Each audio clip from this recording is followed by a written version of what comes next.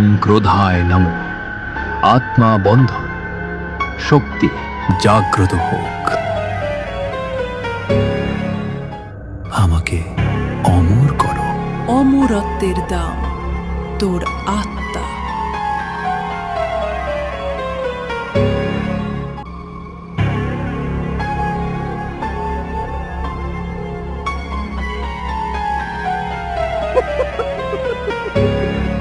সেই রাতেই জমিদার মানুষ থেকে কিছু ভয়ঙ্কর হয়ে ওঠে।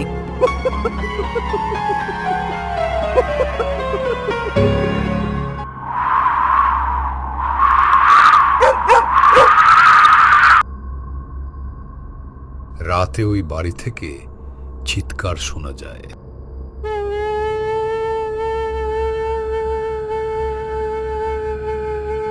শুনলি? এটা স্বাভাবিক না। চল, আজ সব বের করব।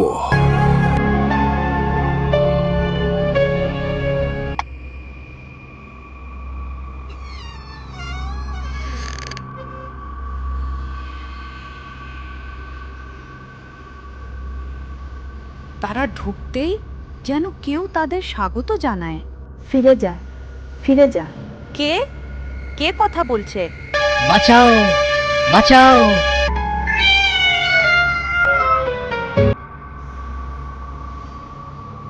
আমি অমরত্ব পেয়েছি, কিন্তু আমার আত্মা বন্দী হয়ে গেছে।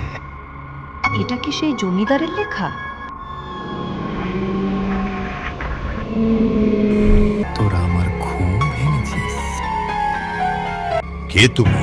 আমি রুদ্রনারায়ণ। তুমি আমাদের ক্ষতি করবে? না, আমাকে মুক্তি দাও।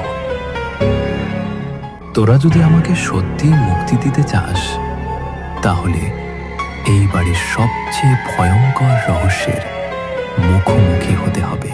কোন রহস্য? এই বাড়ির একটা গোপন কক্ষ আছে।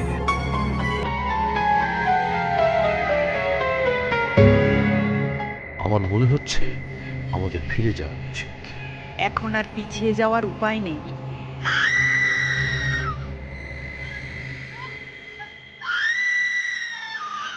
বাঁচাও! শুনলে?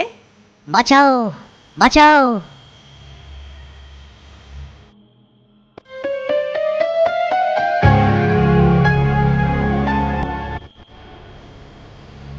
এই বাড়িতে যারা ঢুকেছিল কেউ আর ফিরতে পারেনি।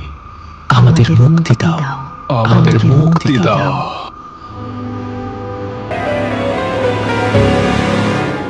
আমার বন্দীদের কে মুক্ত করতে এসেছে? পিছিয়ে যাও। দৌড়াও,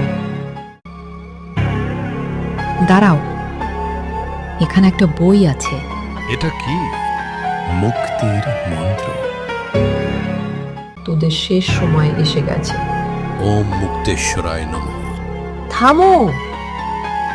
আমরা মুক্ত। না, আজ 100 বছরের অভিশাপ শেষ হলো। তুমি এখন শান্তিতে থাকতে পারবে।